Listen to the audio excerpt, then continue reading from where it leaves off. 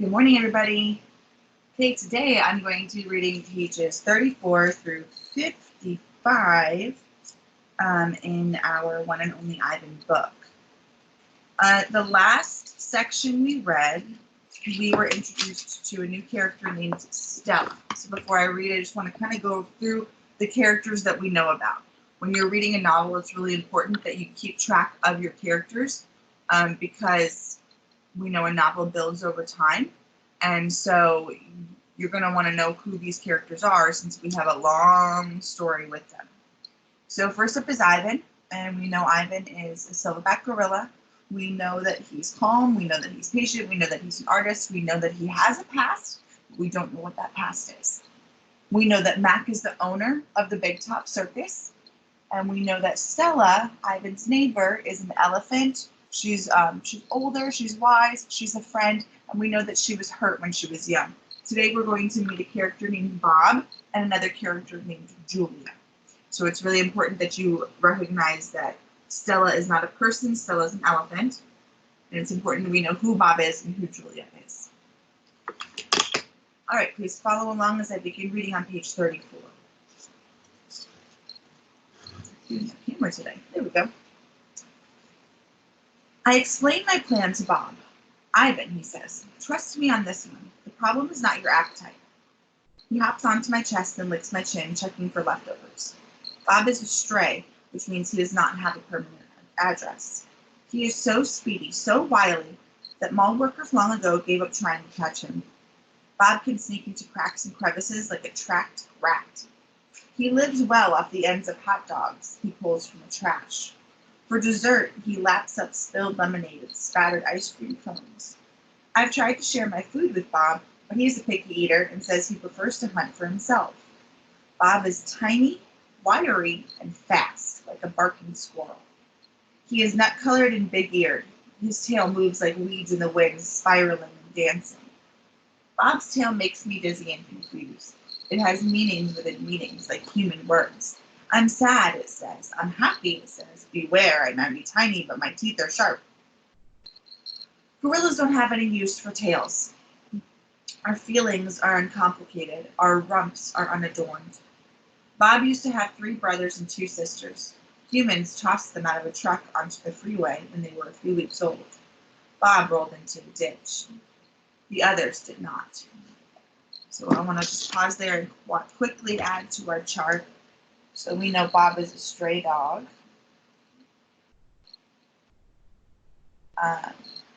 He was described as tiny, wiry, and fast.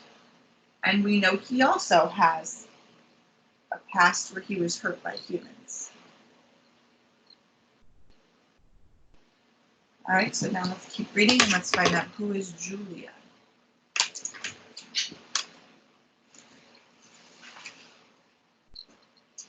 His first night on the highway, Bob slept in the icy mud of the ditch. When he woke, it was so cold that his legs could not bend for an hour. The next night, Bob slept under some dirty hay near the Big Top garbage bins. The following night, Bob found the spot in the corner of my domain where the glass is broken. I dreamed that I had eaten a furry donut, and when I woke in the dark, I discovered a tiny puppy snoring on top of my belly. It had been so long since I had felt the comfort of another's warmth that I wasn't sure what to do. Not that I hadn't had visitors. Mac had been in my domain, of course, and had many other keepers. I'd seen my share of rats zip past, and the occasional wayward sparrow had fluttered in through a hole in my ceiling. But they never stayed long. I didn't move all night for fear of waking Bob. Once I asked Bob why he didn't want a home. Humans, I had noticed, seemed to be irrationally fond of dogs, and I could see why a puppy would be easier to cuddle than, say, a gorilla. Everywhere is my home, Bob answered. I'm a wild beast, my friend, untamed and undaunted. I told Bob he can work in shows like Snickers, the poodle who rides Stella. Bob said Snickers sleeps on a pink pillow in Mac's office, and he said she eats foul-smelling meat from the can.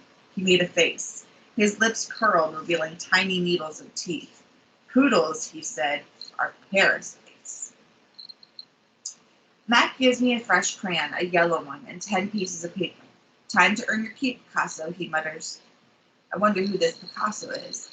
Does he have a tire swing like me? Does he ever eat his crayons?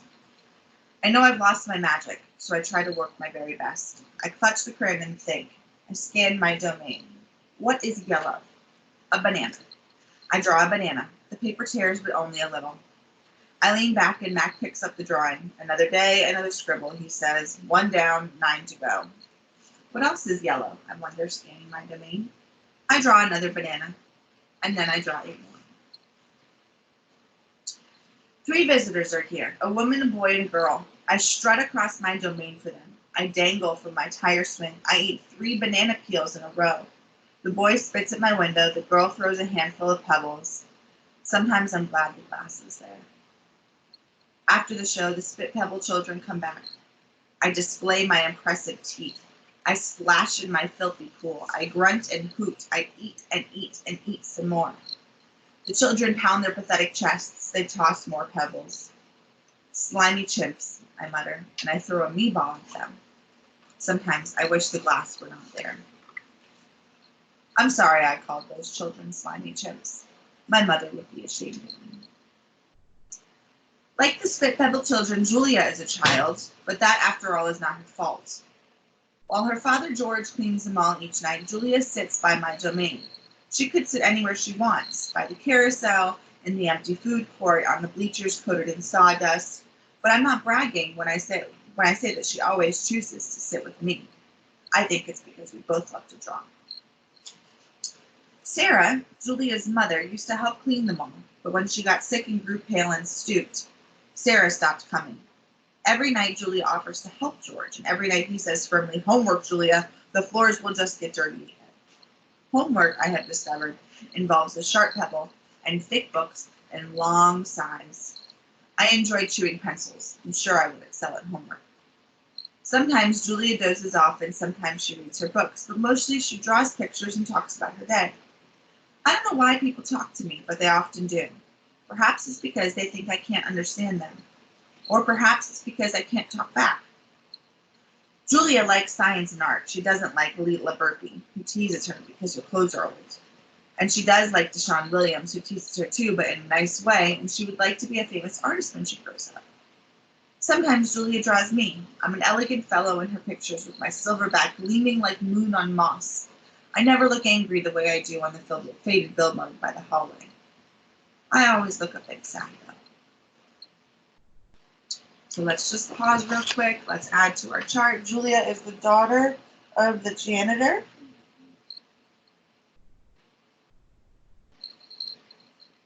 She shares her crayons with Ivan.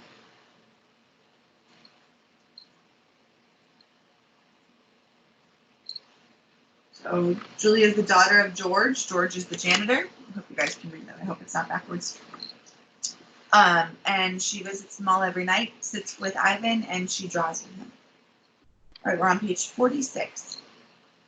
I love Julia's pictures of Bob. She draws him flying across the page, a blur of feet and fur. She draws him motionless, peeking out from behind a trash can or the soft hill of my belly. Sometimes in her drawings, Julia gives Bob wings or a lion's mane. Once she gave him a tortoise shell, but the best thing she ever gave him was in a drawing. Julia gave Bob his name. For a long time, no one knew what to call Bob. Now and then, a mall worker would try to approach him with a tidbit. "Here, doggy," they'd call, holding out a French fry. "Come on, Pooch," they'd say. "How about a little piece of sandwich?" But he would always vanish into the shadows before anyone could get too close. One afternoon, Julia decided to draw the little dog curled up in the corner of my domain. First, she watched him for a long time, chewing on her thumbnail. I could tell she was looking at him the way an artist looks at the world when she's trying to understand it. Finally, she grabbed her pencil and set to work. When she was finished, she held up the page. And there he was, the tiny big-eared dog. He was smart and cunning, but his gaze was wistful. Under the picture were 3 bold, confident marks, circled in black. I was pretty certain it was a word, even though I couldn't read it. Julia's father peered over her shoulder. "That's him exactly," he said, nodding. He pointed to the circle marks. "I didn't realize his name was Bob," he said. "Me either," said Julia. She smiled and said, "I had to draw him first." Bob will not let humans touch him. He says their scent upsets his digestion. But every now and then I see him sitting at Julia's feet. Her fingers move gently just behind his right ear. Usually Mac leaves after the last show, but tonight he's in his office working late.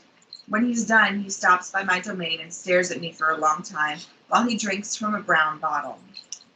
George joins him, broom in hand, and Mac says the things he always says. How about that game last night? And business has been slow, but it'll get better, you'll see. And don't forget to empty the trash. Mac glances over at the picture Julia is drawing. What are you making? He asks. It's for my mom, Julia says. It's a flying dog. She holds up her drawing, eyeing it critically. She likes airplanes and dogs. Mac murmurs something, unconvinced. He looks at George. How's the wife doing anyway? About the same, George says. She has good days and bad days. Yeah, don't we all, Mac says. Mac starts to leave, then pauses. He reaches into his pocket, pulls out a crumpled green bill, and presses it into George's hand. Here, Mac says with a shrug. Buy that kid some new crayons. Mac's already out of the door before George can yell thanks. Stella, I say after Julia and her father go home. I can't sleep. Of course you can, she says. You're the king of sleepers. Remember, Stella is the elephant. Shh, Bob says from his perch on my belly.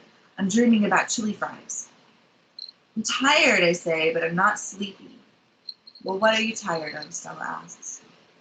I think for a while. It's hard to put into words. Gorillas are not complainers. We're dreamers, poets, philosophers, nap takers. I don't know exactly. I kick at my tire swing.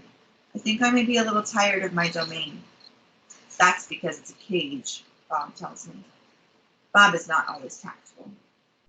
I know, Stella says. It's a very small domain. And you are a very big gorilla, Bob adds. Stella? I ask. Yes. I noticed you were limping more than usual today. Is your leg bothering you? Just a little, Stella answers. I sigh. Bob resettles, his ears flick. He drools a bit, but I don't mind. I'm used to it. Try eating something, Stella says. That always makes you happy. I eat an old brown carrot. It doesn't help, but I don't tell Stella. She needs to sleep. You could try remembering a good day, Stella suggests. That's what I do when I can't sleep. Stella remembers every moment since she was born. Every scent, every sunset, every slight, every victory. You know I can't remember much, I say. There's a difference, Stella says gently, between can't remember and won't remember. That's true, I admit. Not remembering can be difficult, but I've had a lot of time to work on it. Memories are precious, Stella adds. They help tell us who we are. Try remembering all your keepers. You always liked Carl, the one with the harmonica. Carl, yes, I remember how he gave me a coconut when I was still a juvenile. It took me all day to open it. I tried to recall my other keepers I've known, the humans who have cleaned my domain and prepared my food, and sometimes kept me company. There was Juan, who poured Pepsis into my waiting mouth, and Katrina, who used to poke me with a broom when I was sleeping, and Ellen, who sang How Much Is That Monkey in the Window with a sad smile while she scrubbed my water bowl. And there was Gerald, who once brought me a box of fat, sweet strawberries. Gerald was my favorite. I haven't had a real keeper in a long time. Max says he doesn't have the money to pay for an babysitter. These days, George cleans my cage, and Mac is the one who feeds me. When I think about all the people who have taken care of me, mostly it's Mac, I recall, day in and day out, year after year after year. It's Mac who bought me and raised me and says I'm no longer cute, as if a silverback could ever be cute. Moonlight falls on the frozen carousel, on the silent popcorn stand, on the stall of leather belts that smell like long-gone cows. The heavy breathing of Stella's work sounds like the wind in trees, and I wait for sleep to find me. All right, boys and girls, so you're going to click the form, and I want you to work on the 4 questions there. Please remember, you're going to need to know who is Bob, who is Julia, how are they, what is their relationship to Ivan. I also want you to really think about why can't Ivan remember his past? Do you think he doesn't want to remember his past, or do you think he really cannot remember it? So think about those things, answer your questions, use complete sentences, please, and have a great day.